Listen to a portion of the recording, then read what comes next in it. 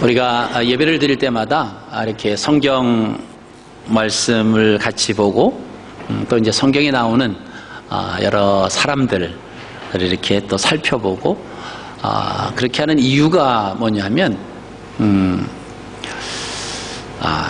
어떤 상황에서 믿음의 사람들은 어떤 삶을 살았는가, 그리고 어떻게 살아야 하나님께서 그들과 동행하는 친밀함을 가지고 살아갈 수 있을까라고 하는 것을 우리가 보는 것입니다.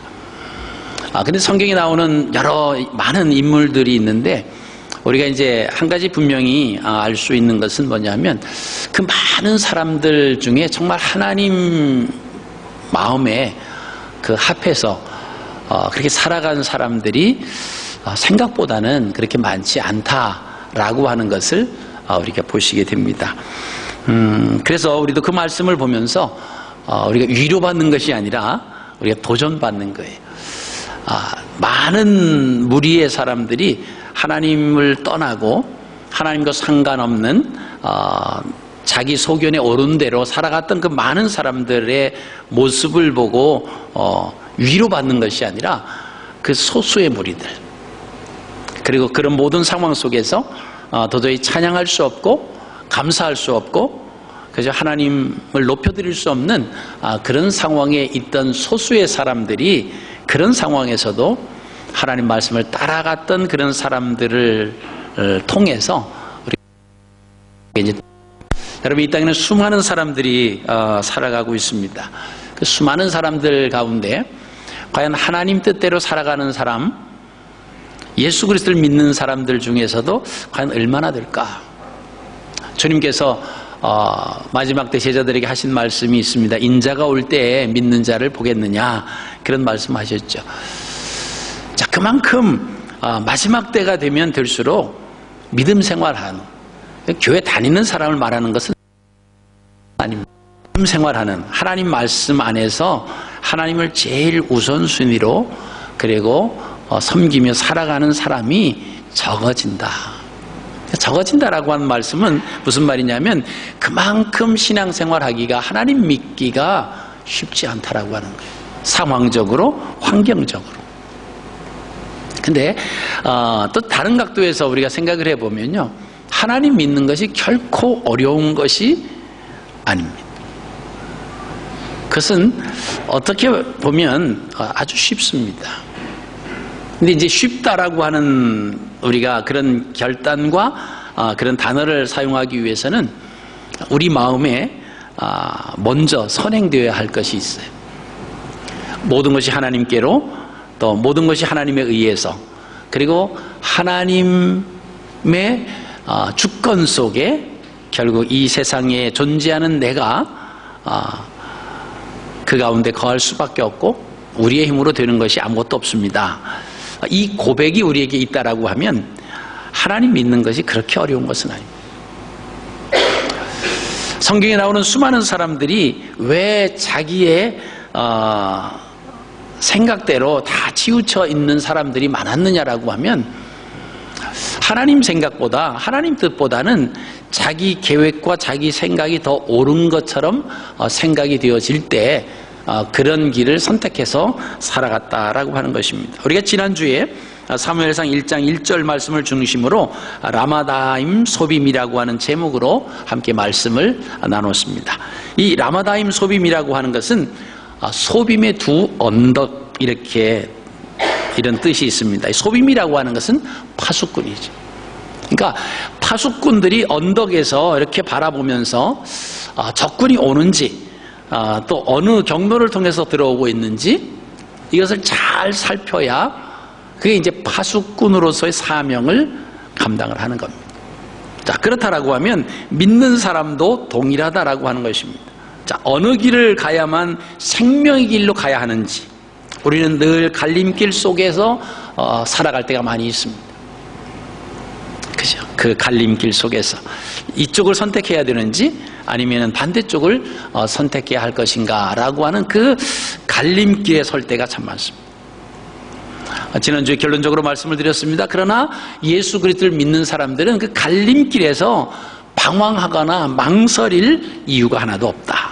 이유는 뭐죠? 하나님 뜻대로, 하나님 방법대로 선택을 하면 그 길이 갈림길처럼 보이지만 그 길은 갈림길이 아닙니다.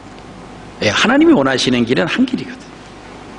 우리의 눈으로 보면 갈림길이 있어서 어느 쪽을 선택할 것인가 라고 하는 망설임과 또 선택을 하기 위해서 머뭇머뭇거려야 하는 그런 시간이 있는 것 같지만, 그러나 하나님의 길은 원웨이입니다.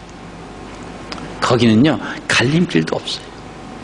여러분, 저와 여러분들이 오직 하나님의 길만을 보시는 그런 하나님의 자녀들 되시기를 주님의 이름으로 축복합니다. 자, 악한 영들에게, 비그리스도인들에게, 예수 믿는 자들이 그들에게 미혹되면요 순간적으로 우리가 흐려지죠. 판단이 흐려지고요. 그럼 우리가 무엇을 해야 될지 자꾸 혼동 가운데 놓일 수밖에 없습니다. 여러분, 그럴 때 거기서 벗어날 수 있는 것은 뭐냐면 하나님의 말씀을 부여잡는 거예요. 무엇이 하나님이 원하시는가, 무엇이 하나님이 기뻐하시고 어떤 길이 하나님의 길인가라고 하는 것을 우리가 확인한다라고 하면 거기서 미혹에 빠질 이유도 없고요, 망설일 이유도 없다라고 하는 것입니다. 그래서 우리 앞에는 늘 두 갈래의 길이 놓여 있을 수 있어요. 선과 악, 생명과 사망, 하나님 중심적인 삶과 자기 소견에 옳은 대로 살아가는 삶. 우리 벌써 이 세 가지만 나열해도 뭐가 옳고 뭐가 옳지 않다라고 하는 것을 우리는 아시게 됩니다. 그래서 그 옳은 것을, 하나님이 원하시는 그것을 우리가 선택해서 나가면 된다라고 하는 것입니다. 근데 문제는 자꾸만 우리의 삶 속에서 자꾸 나라고 하는 이 존재가 자꾸 개입이 돼요. 내 생각, 내 의견에는 자꾸 이런 나라고 하는 것이 자꾸 그 가운데 개입이 되다 보면 하나님의 길을 올바로 바라보지 못할 때가 많이 있습니다. 자, 오늘 8월 첫째 주일입니다. 오늘 우리가 하나님 말씀을 함께 나눌 그 제목은요, 오늘 1절 본문이죠. 1절 보면 주의 구원으로 말미암아라고 하는 단어가 있습니다. 우리가 아시는 것처럼 사무엘상 2장 1절에서 10절은요 하나님께 대한 한나의 감사 기도입니다. 다시 말씀드리면 감사 찬송이에요. 그 감사 기도의 핵심이 뭡니까? 바로 오늘 제목과 같아요. 주의 구원으로 말미암았다. 한나의 삶의 중심에는요, 그 마음 중심에는 주님께서 자리 잡고 계셨다라고 하는 것을 우리가 알 수가 있습니다. 그래서 주님 중심적인 삶을 살았다라고 하는 것을 한나의 말을 통해서, 한나의 하나님을 향한 그 찬양하는 그 감사 찬양을 통해서 우리가 알 수가 있습니다. 우리가 아시는 것처럼 엘가나라고 하는 그 남편이죠. 그 남자는 2명의 아내가 있었습니다. 그래서 한 사람의 그 한 아내의 이름은 한나고요. 또 그 다음에 또 한 사람의 아내는 분인나라고 하는 사람입니다. 그런데 분인나에게는 자식이 있고 한나에게는 자식이 없었더라. 성경 그렇게 기록하고 있습니다. 자, 레위인인 엘가나에게 왜 2명의 아내가 있었는지는 성경에 설명하지 않았습니다. 아마 성경에 설명하지 않고 있었다라고 하는 것은 이미 그 사회, 그 문화 속에서는 통용되고 있었던, 누구의 집에 아내가 둘이다라고 하면 벌써 설명하지 않고 말하지 않아도 왜 그런지를 알고 있었다라고 하는 이유가 됩니다. 자, 분인나에게는 자식이 있었는데 한나에게는 자식이 없습니다. 그러니까 첫 번째 아내인 한나는 불임 여성이었기 때문에 엘가나는 자연스럽게 두 번째 아내를 맞이한 것 같습니다. 이 당시 문화는 여성이 혼인을 하면 반드시 자녀를 낳아줘야 됩니다. 여성 혼자 자녀를 낳는 것이 아닌데, 그래서 자녀를 못 낳으면 모든 책임이 다 여성에게 있었어요. 우리나라 그 역사를 봐도 그러죠. 자녀를 낳지 못하면 아주 질거지 제약 중에 하나다. 이렇게까지 얘기를 할 정도니까. 그러니까 성경에 나오는 그 시대의 사람들도 그렇게 그런 문화가 있었습니다. 그래서 혼인지참금 제도와도 관련이 됩니다. 그래서 만약에 여자가 시집을 갔는데 자녀를 낳지 못해요. 그러면 자기가 시집갈 때 데리고 갔던 그 여종을 통해서라도 자식을 낳아줘야 됩니다. 여러분, 이런 문화가 이미 창세기를 통해서도 이미 다 알려져 있습니다.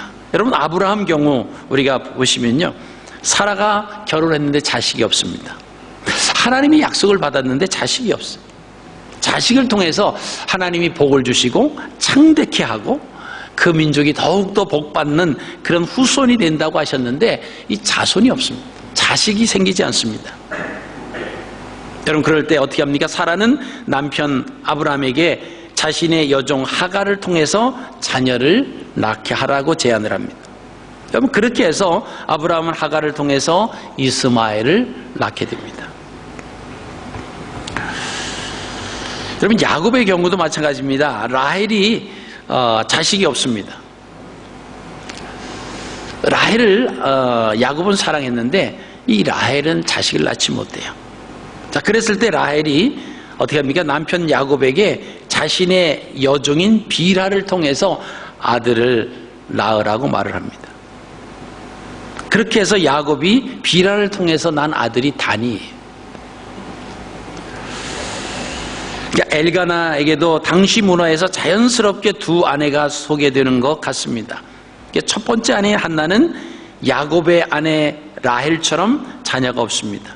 분인나는 야곱의 아내 레아처럼 자녀가 있었습니다. 자, 이런 상황에서 분인나는요, 한나를 심히 괴롭히기 시작을 합니다.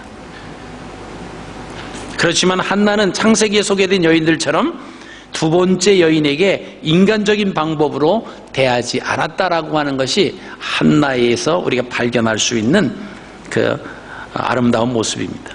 오직 모든 문제의 해결자이신 주님께 자신의 아픔을 기도했다라고 하는 것입니다. 여러분, 이러한 한나의 신앙이요, 그의 아들 사무엘에게도 전달이 됩니다. 한나는 자신이 필요한 자녀를 주님께 기도해서 응답을 받습니다. 그래서 아마 그는 자신이 주님께 서원한 대로 사무엘을 바치기 전 젖먹이 교육을 할 때 아마 사무엘에게 이렇게 늘 얘기했을 거예요. 사무엘아, 살아가다가 필요한 것이 있으면 주님께 기도하면 된다. 여러분, 이스라엘 사람들은 한 3년 동안 젖먹이는 그 기간이 있습니다. 그 기간을 가리켜서 젖먹이 교육이라고 그래요. 그 젖먹이 교육을 통해서 아이에게 하나님 제일주의를 심어줍니다. 그리고 어떻게 살아가야 할 것인가를, 하나님을 섬기며 살아갈 것을 이 젖먹이 교육을 통해서 다 교육을 시킵니다. 이 젖먹이 교육은 누가 시키냐? 엄마가 시킵니다.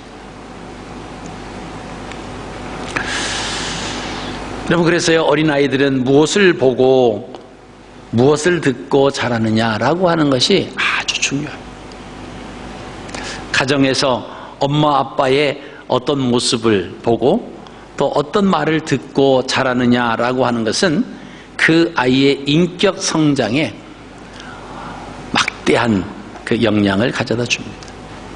그래서 유치원생들 교회 와서 이렇게 노는 거 보면요, 가끔씩 예배 후에 오후에 자기들끼리 놀 때를 이렇게 옆에서 물끄러미 바라보면 엄마 아빠 노릇해요. 엄마 아빠 놀이해요.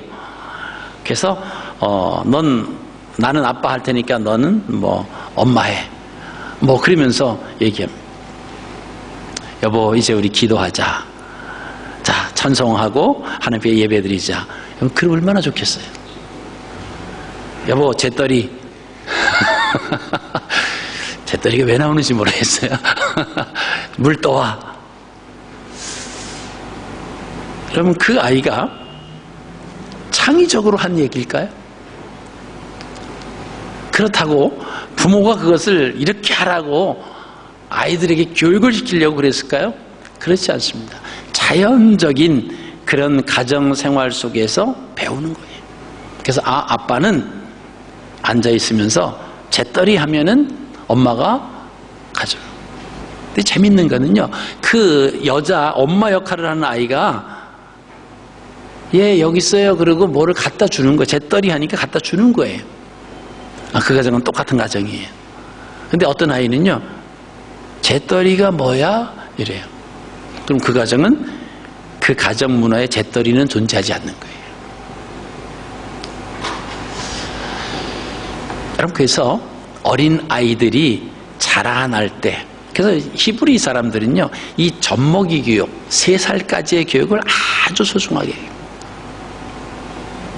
그때 인격이 형성되는데 엄청난 지대한 영향을 끼친다라고 하는 거예요. 혹시 여러분 가정에서 잿더리 하시는 분이 계시면 바꾸십시오. 성경책 가져와서 예배드리자. 그죠? 하나님께 찬양합시다. 하나님께 기도하자. 아마 한나는 그랬을 거예요. 내가 살아가다가 정말 힘들고 풀려지지 않은 일이 있으면 하나님께 기도해라. 그럼 하나님이 다 들어주신단다. 그래서 너의 이름이 사무엘이야. 하나님 앞에 기도하였더니 하나님이 주신 아들이다라고 하는 그런 의미로 지은 것이 사무엘이에요.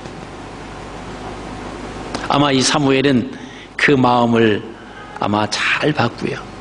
사무엘이 하나님 앞에 사역하고 헌신하는 동안에 우리가 보면요, 사무엘은 기도를 떠나지 않았어요. 늘 기도의 사람입니다. 내가 기도를 쉬면 하나님 앞에 죄 짓는 것이다 라고 말할 정도로 그런 기도의 사람이었습니다. 여러분, 그것이 그냥 그렇게 잘 자라가고 잘 성장하기를 바라는 마음은 모든 부모가 다 동일합니다. 우리 자녀가 잘 믿음 안에서 자라고 하나님 잘 섬기고 그러므로 인해서 하나님의 은혜를 받고 세상에 나가서도 세상 속에서도 인정함을 받고 영향력을 끼치는 그런 자녀가 되기를 어느 부모나 한 명도 예외 없이 다 원합니다. 근데요, 그 자녀들은 거저되는 것이 아니에요. 부모가 보여줘야 돼요. 열심히 믿음 안에서 살아가려고 하는 그 모습이, 그죠? 힘들고 어려운, 그죠? 엄마 아빠가 살아갈 때 힘들고 어려운 일이 있을 때 엄마 아빠가 기도하고 하나님 앞에 매달리고 그 문제를 하나님 앞에 내어드리고 간구했던 그 모습을 아이들은 보는 거예요.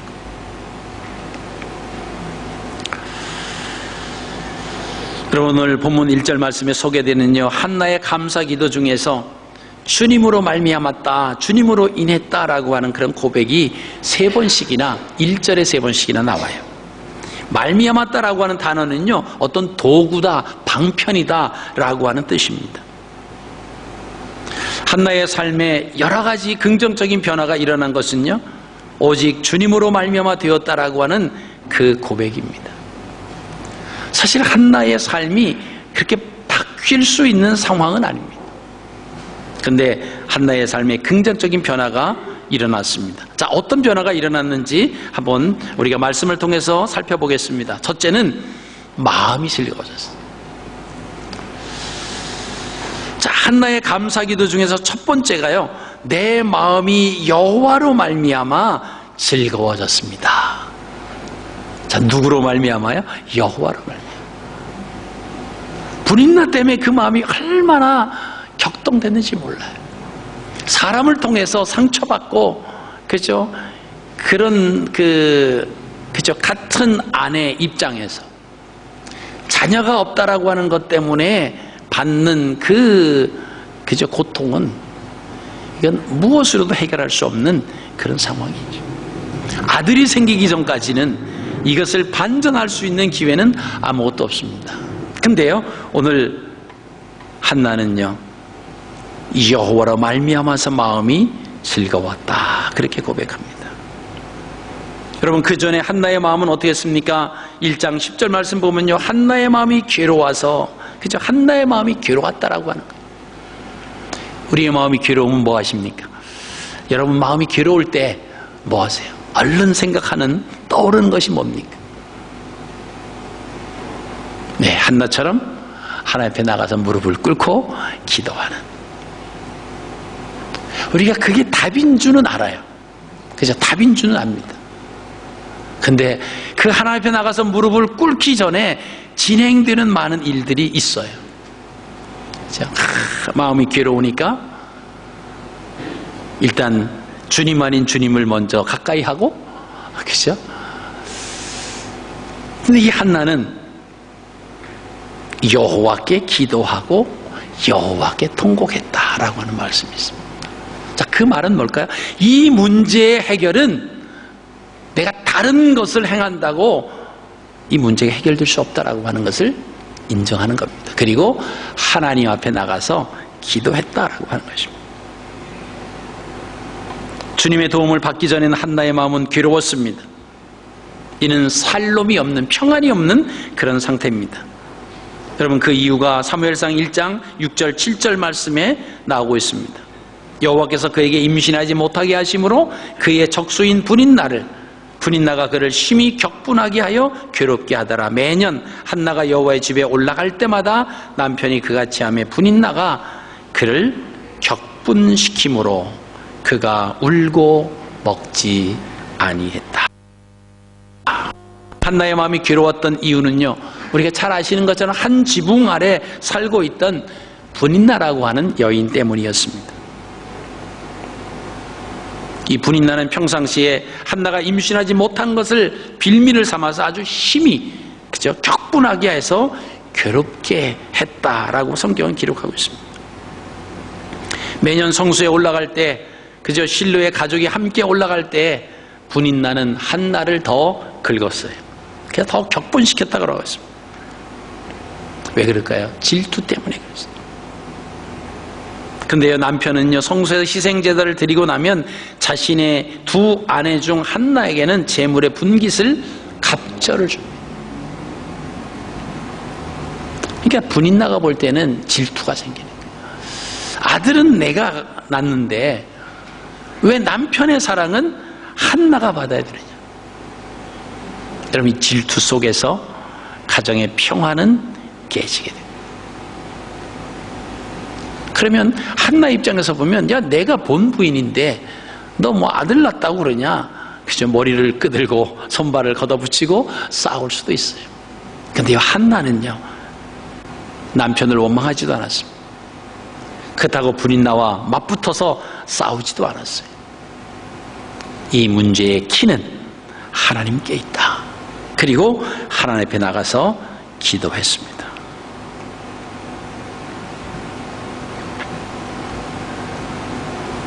이제 상황은 달라졌어요. 주님으로 말미암아 마음이 즐거워하고 기뻐했다. 그렇게 고백을 하고 있습니다. 분인나를 통해서 괴로워했던 그 한나가 주님으로 말미암아서 즐거워할 수 있었다라고 하는 것입니다. 여러분, 사무엘상 1장 19절로 20절입니다. 우리가 함께 한번 읽겠습니다. 시작. 그들이 아침에 일어나 여호와 앞에 경배하고 돌아가 라마의 자기 집에 이르니라. 엘가나가 그의 아내 한나와 동침하매 여호와께서 그를 생각하신지라. 한나가 임신하고 때가 이름에 아들을 낳아 사무엘이라 이름하였으니 이는 내가 여호와께 그를 구하였다 함이더라. 하나님 앞에 기도했더니 아들을 주셨어요. 여호와께 구하였다. 그래서 내가 여호와께 그를 구했다. 하나님 앞에 기도해서 하나님이 주신 이 아들, 그 의미가 사무엘이에요.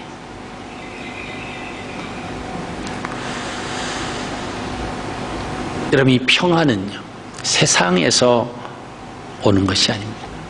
한순간 잠깐 마음이 기쁠 수는 있어요. 그러나 그 기쁨은 오래가지 못합니다. 영원한 평안, 진정한 샬롬은 위로부터, 하나님으로부터 와야 되는 것입니다. 자, 두 번째는요, 이 한나의 뭐가 달라졌냐라고 하면 뿔이 높아졌다. 그렇게 고백합니다. 자, 한나의 기도 중에서 그저 두 번째, 내 뿔이 여호와로 말미암아 높아졌다. 이렇게 고백합니다. 창세기 22장 13절에 뿔이라고 하는 것이 등장을 합니다. 이 뿔은 성경에서 여러 가지 용도로 사용이 되는데요. 자, 뿔은 기름을 담는 용기로 사용될 때 그 뿔이라고 그랬죠. 또 하나님을 찬양하는 악기로 사용이 됩니다. 또 뿔은 승리, 이김에 대한 표현이고요. 그 뿔은 힘을 의미하는데 사용이 되어지기도 합니다. 또 뿔은 자손을 의미하는데도 사용이 되어집니다. 그래서 다윗이 하나님을 찬송하는 악기 중 하나가 뿔이었습니다. 한나가 주님으로 말미암아서 뿔이 높아졌다라고 하는 그 표현은 뭐냐면 음의 높이가 보통 그 이상의 곡조로 올라갔다라고 하는 뜻이에요. 이는 아들을 주신 하나님께 가장 높은 찬송을 드린다라고 하는 그 표현이 내 뿔이 높아졌다라고 표현합니다. 이제 오늘 오후에 우리가 하나님을 찬양할 겁니다. 하나님을 곡조 있는 기도로 높이 하나님을 찬양하는, 그게 뭐죠? 그게 뿔이라고 하는 거예요. 그래서 이 한나는 내 뿔이 높아졌다, 그렇게 고백을 합니다. 한나가 주님을 높이 찬양할 수 있었던 것은요, 주님으로 말미암아 아들을 얻었기 때문에 그렇게 됐습니다. 주님께서 아들을 주시기 전에 그의 상황은 어떻게 했습니까? 불인나를 통해서 심히 괴로움을 당하고 있었다라고 하는 것입니다. 근데 사무엘상 1장 19절에 하나님께 기도했을 때 하나님께서는 한나를 기억해 주셨다. 그래서 한나가 그렇게 기도하지 않습니까? 하나님, 나를 기억해 주십시오. 우리가 지난 시간 몇 주 통해서 한나의 기도에 대해서 우리가 함께 은혜를 나눈 적이 있습니다. 하나님, 나를 기억해 주십시오. 내가 지금까지 어떤 모습으로 살았는지를 생각해 달라고 하는 것이 아니라 기억해 달라고 하는 거예요. 여러분, 우리가 지금까지 살아온 것, 우리가 어떤 문제에 앞에 놓여져 있을 때 우리가 한나처럼 하나님, 저를 기억해 주십시오. 제가 지금까지 살아오면서 하나님의 자녀로 어떻게 살아왔는지 하나님, 저를 한번 돌아봐 주세요. 기억해 주세요. 여러분, 우리가 그런 기도를 드릴 수 있어야 돼요. 만약에 자신이 없고 그런 기도를 할 수 있는 그런 상황이 아니다라고 하면요, 오늘부터 쌓아가시면 돼요. 지금까지 그렇게 살지 못했던 것을 이제는 내려놓고 하나님 앞에 회개하고 한나처럼 나도 어떤 일이 부딪혔을 때 하나님, 저를 기억해 주십시오. 그럼 이런 사람들이 성경에 가끔 있어요. 여러분, 히스기야라고 하는 그 왕을 보세요. 이사야가 당신은 이제 3일 만에 죽을 겁니다. 3일 죽음의 언도를 받았어요. 그러니까 3일 동안 다 정리해라. 이제 뭐 왕이니까 뭐 정리할 것 많이 있지 않겠습니까? 그리고 이사야는 빨리 도망갑니다. 그죠?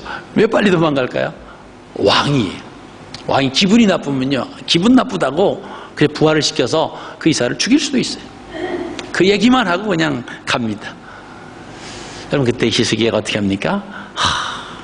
그 말씀을 듣고 정말 벽을 쳐다본 것 같아요. 얼굴을 벽으로 향하고 하나님 앞에 기도합니다. 하나님, 제가 지금까지 어떤 삶을 살았는지 저를 돌아봐 주십시오. 나를 기억해 달라고 하는 그런 기도를 드리는 거예요. 이사야는 그 말을 하고 이제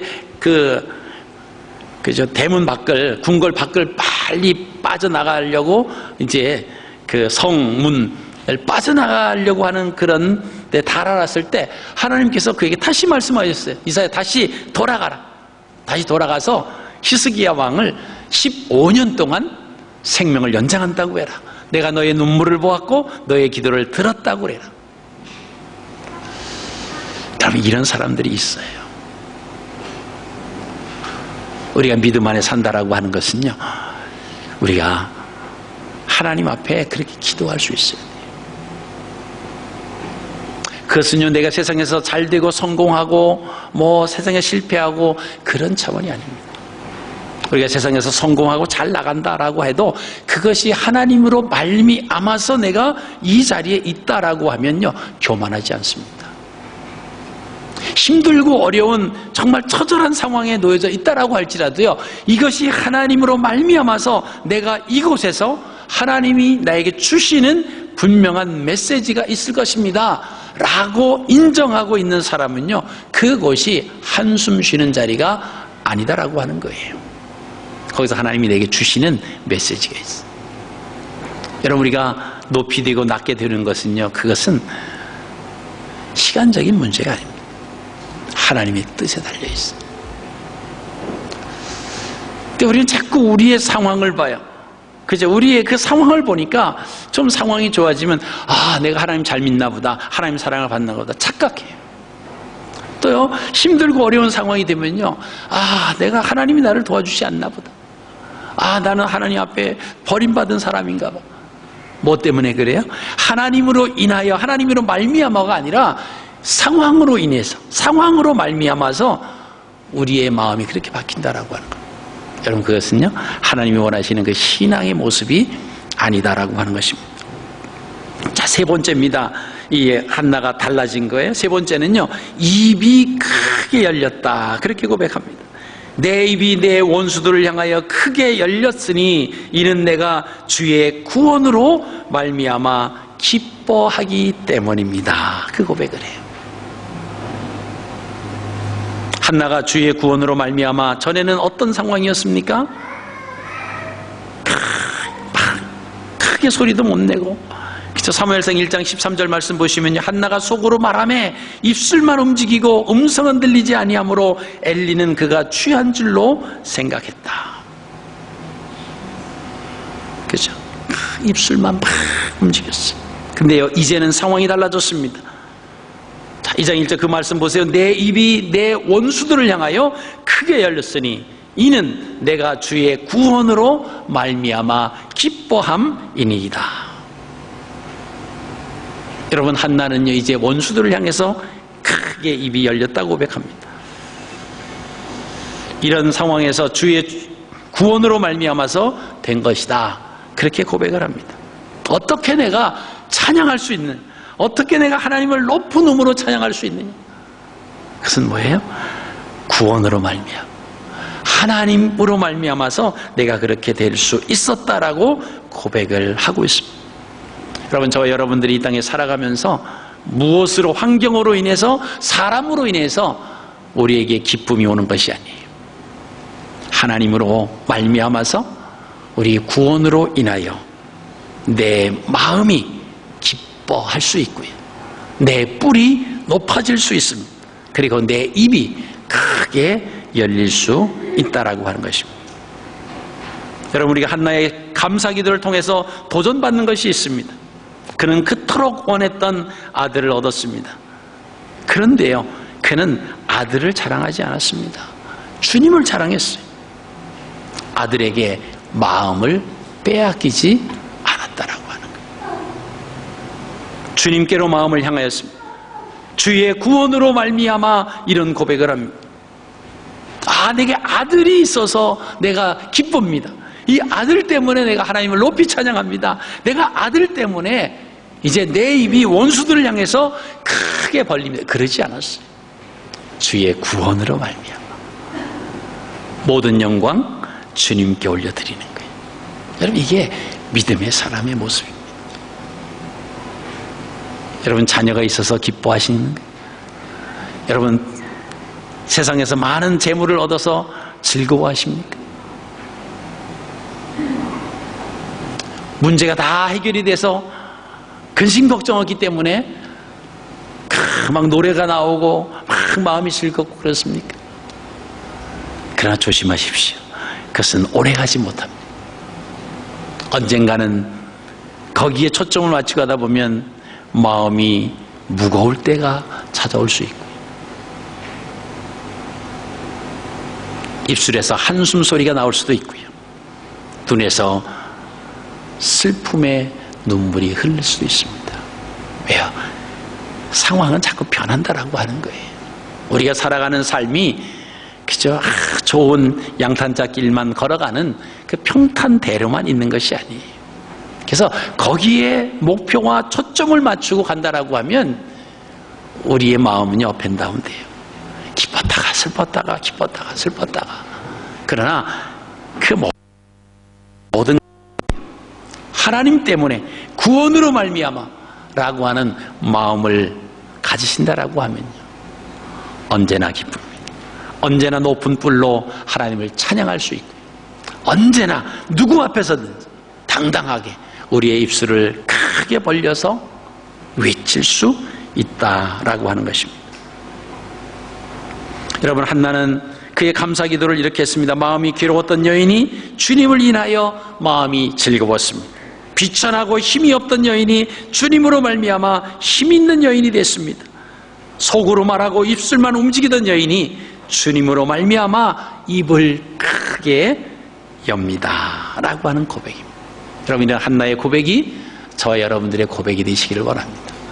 하나님 때문에, 예수 그리스도 때문에, 그 구원 때문에 기뻐하고 즐거워하고 우리는 뿔이 높아지고 우리 입술을 크게 벌리는, 그래서 어떤 상황이든지 어떤 형편이든지 늘 감사와 기쁨과 감격으로 더 살아가시는 복된 한 주간이 되시기를 주님의 이름으로 축복합니다.